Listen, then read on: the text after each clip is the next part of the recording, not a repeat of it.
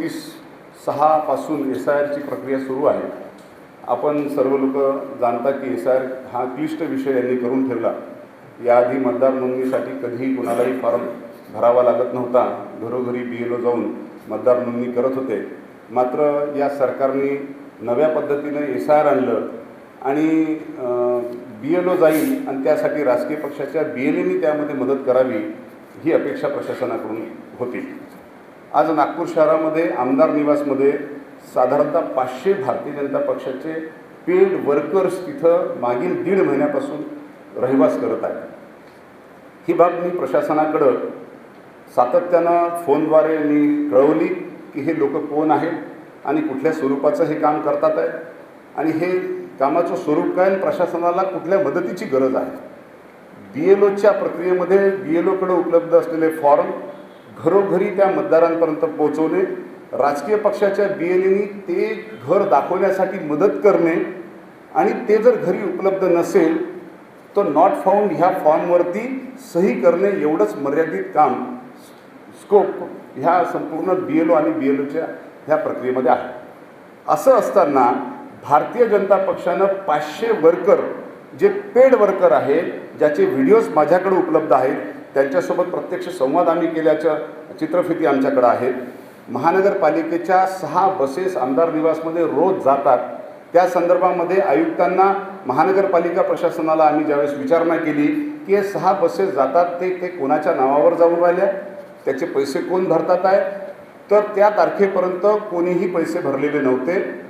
भारतीय जनता पक्षाच्या पदाधिकाऱ्यांच्या सूचनेवरून आम्ही तिथं बस पाठवतो असं त्या ठिकाणी उत्तर होतं आणि याचा पाठपुरवठा मी सातत्यानं करत असताना अजूनपर्यंत आजच्या तारखेपर्यंत त्याचं ऑफिशियल उत्तर आम्हाला कळलं नाही। त्याचे पैसे कोणी भरले, कोणाच्या सूचनेवरून, कोणाच्या आदेशावरून त्या बसेस तिथं पाठवल्या जातात आणि हे कार्यकर्ते नक्की कुठलं काम करतात या संदर्भातल्या संदिग्धता अजूनही आहे। या बाबतीत मी डेप्युटी कलेक्टर ह्या सर्व लोकांसोबत बोललो, त्या कन्सर्न विधानसभा मतदारसंघातल्या डेप्युटी कलेक्टरसोबत बोललो। त्यांनी म्हटलं की अशा पद्धतीचे कुठलेही कार्यकर्ते आमच्या मदतीला नाही। मात्र प्रत्यक्ष BLA त्या मतदान केंद्रावर किंवा जिथं कॅम्प भरते त्या कॅम्पमध्ये आमचे कार्यकर्त्यांनी त्या BLOंना, त्या कार्यकर्त्यांना जे BLA नाही त्यांना पकडलं, ते माहिती फॉर्म भरून राहिले, ते डाटा भरून राहिले। त्यांच्याकडे एक ॲप आहे, त्या ॲपच्या अनुषंगानं कुठला आपल्या भारतीय जनता पक्षाच्या विरोधातला मतदार आहे त्याचा फॉर्म चुकीचा कशा पद्धतीनं भरायचा याच्या सूचना, स्पष्ट सूचना, ट्रेनिंग त्या संपूर्ण कार्यकर्त्याला आहे। त्याहीपेक्षा धक्कादायक बाब जे आहे ती अशी होती की मी प्रत्यक्ष ज्यावेळेस आमदार निवासमध्ये एका कार्यक्रमाच्या निमित्तानं तिथं पोहोचलो त्यावेळी त्या कार्यकर्त्यांसोबत मी जेव्हा संवाद साधला, त्यांना विचारलं की आपलं काम व्यवस्थित चालू आहे ना, ते म्हणले की हो। त्यांचा समज असा झाला की हे कदाचित भारतीय जनता पक्षाचेच व्यक्ती असतील म्हणून त्यांनी सरसकट मला सगळं सांगून दिलं की आम्ही हैदराबाद हाऊसमध्ये बसून राहिलेलो आहे। हैदराबाद हाऊस हे मुख्यमंत्र्यांचं शासकीय कार्यालय आहे।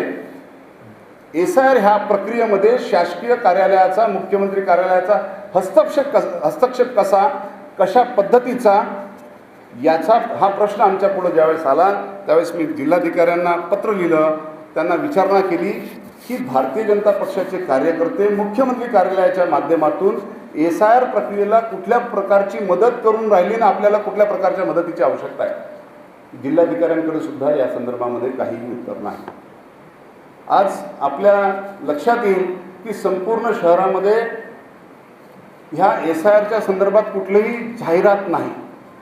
जिल्हा प्रशासनाला मी पत्र दिलं की आपण याची जाहिरात करा, जनजागृती करा, जनजागरण करा, कारण याआधी मतदार नोंदणीसाठी आपण पुढे येऊन मतदार नोंदणी केली पाहिजे म्हणून जिल्हा प्रशासनाच्या माध्यमातून ॲटो फिरवल्या जायचे, लाऊडस्पीकर लावल्या जात होतं, टीव्हीवर, रेडिओवर, वर्तमानपत्रामध्ये जाहिराती दिल्या जात होत्या। मात्र SIR सारखी महत्त्वाची प्रक्रिया सुरू असताना जिल्हाधिकारी कार्यालयामार्फत एकही जाहिरात किंवा जनजागृतीचं अभियान कुठल्याही पद्धतीचं घेतलं जात नाही। उलट ही संपूर्ण प्रक्रिया प्रायव्हेटाईज भारतीय जनता पक्षाच्या हवाली करून टाकली। संपूर्ण BLOच्या माध्यमातून, BLAच्या माध्यमातून हे आउटसोर्स करण्याचं काम केलं। ही प्रक्रिया आउटसोर्स करून भारतीय जनता पक्षाला आउटसोर्स केली आहे का हा आमचा प्रश्न जिल्हा प्रशासनाला आहे। हे जे इंटरफेरन्स आहे सातत्यानं पालकमंत्र्यांचं इंटरफेरन्स, मुख्यमंत्र्यांचं इंटरफेरन्स.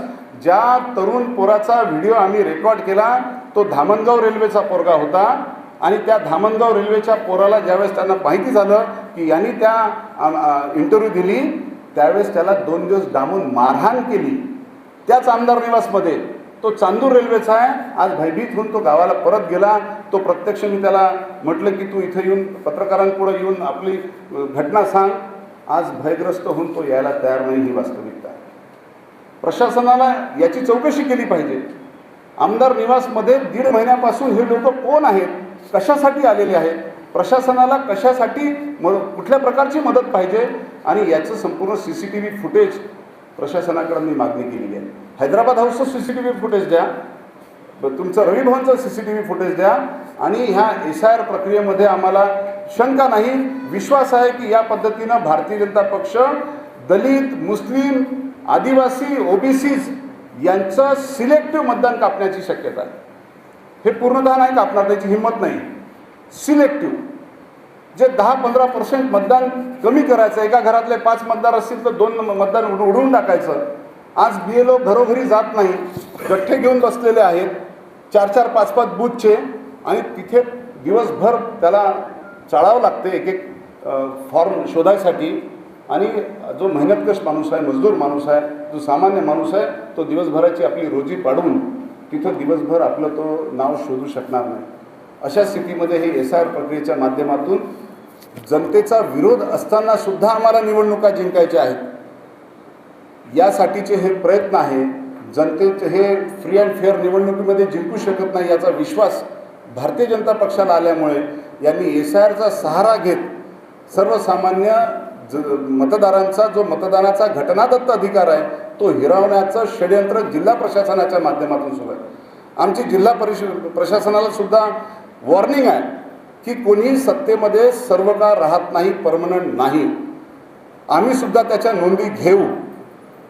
आपण निपक्षपणे पद्धतीनं आपण मतदार नोंदणी करून घेणं गरजेचं आहे. घटनादत्त अधिकार आहे मतदानाचा आणि त्यासाठीच्या प्रक्रिया आपण त्याच्या घरोघरी जाऊन ते करणं गरजेचं आहे. ते आपण न करता ही संपूर्ण व्यवस्था भारतीय जनता पक्षाच्या जर हवाली करणार असाल तर आम्ही सुद्धा त्या गोष्टीची नोंद अत्यंत गांभीर्यानं घेऊ. याची पण दखल जिल्हा प्रशासनानं घ्यावी. एवढंच या ठिकाणी